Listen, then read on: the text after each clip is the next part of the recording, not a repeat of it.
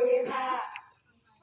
พวกเราในฐานะที่ป .6 วันที่ 26 เดือนมิถุนายนของทุกปีเป็นวันต่อต้านยาเสพติดค่ะพวกเราในฐานะเยาวชนรุ่นใหม่จงร่วมใจต้านภัยยาเสพติดค่ะขอน้องๆร่วม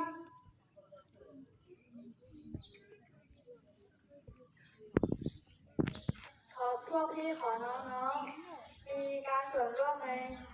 รณรงค์ในการยาเสพติดค่ะยาเสพติด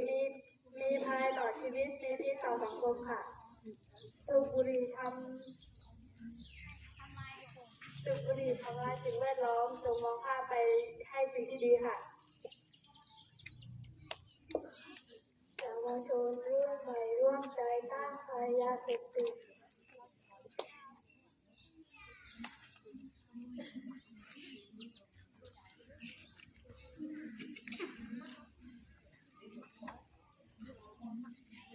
ยาบ้าเลิกได้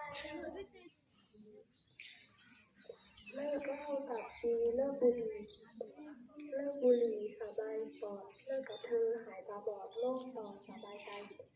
ประเทศชาติจะพัฒนาไม่ยุ่งเกี่ยวกับกัญชาและยาเสพติด